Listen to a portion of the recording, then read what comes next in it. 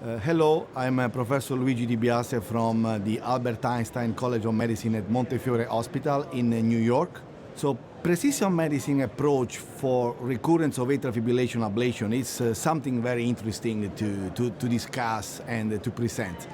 There is no doubt that any type of atrial fibrillation ablation have recurrence. And for many years, recurrence has been attributed to PV reconnection. With more technology, more experience, and today I would say that average operator is able to achieve durable pulmonary vein isolation, but still we have recurrence of atrial fibrillation. No matter if this is persistent, long-standing persistent, or paroxysmal.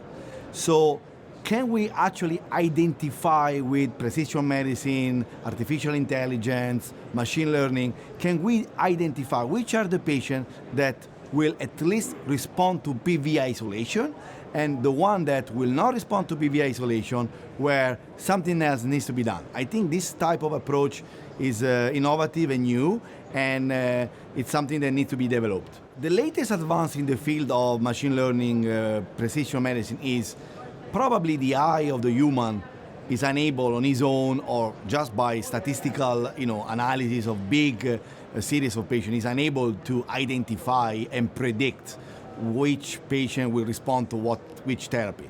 So can a computer, a software, an algorithm be able to do that? Well, we have been utilizing a lot of clinical parameters to predict response to an ablation, and this can go from biomarkers, several have been introduced, genotype screening, family screening, imaging. There are many imaging techniques that's been utilized, like using the strain versus non-strain, using MRI or using a CT scan to do that. But can an algorithm reviewing this imaging, reviewing this data, be able to predict that and do it in a better way?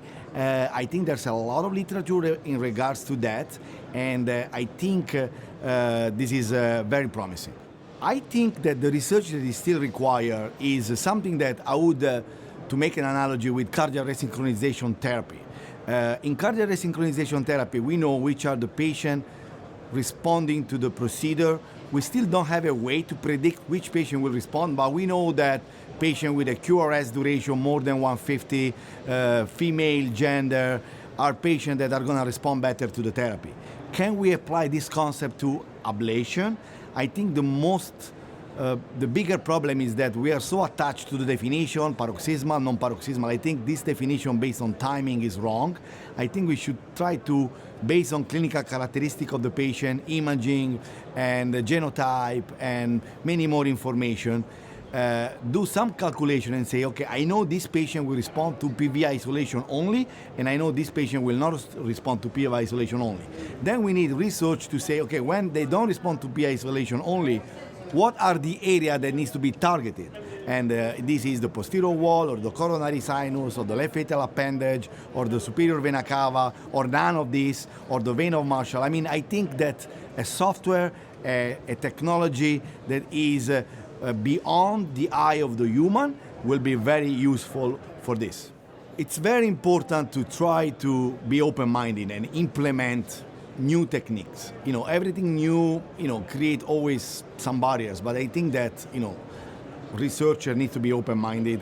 I think there's no doubt that, algorithms will help us to improve our work and improve the efficacy and the safety of our procedure. So I think that the most important thing is to be open-minded. If you are open-minded and you will be able to implement anything that is there new outside and be able to do more procedure in a less time. I think, for example, the new energy source, PFA, pulse field ablation, will help to make sure that we do the procedure all in the same way. We can identify better which patient will respond to procedure A and which will not, and we will be able to basically utilize the patient that will not respond as a new strategy ablation for the future. My take-home message is, in 2022, we still do not understand very well what is which are the patients that respond to PVI isolation alone. And we know that the majority are paroxysmal. We know that the majority have no comorbidities and are young. And I think that the clinical message is early ablation rather than late ablation. This is extremely important. And the take-home message is we need more understanding of the mechanism of atrial fibrillation in order to achieve a better outcome.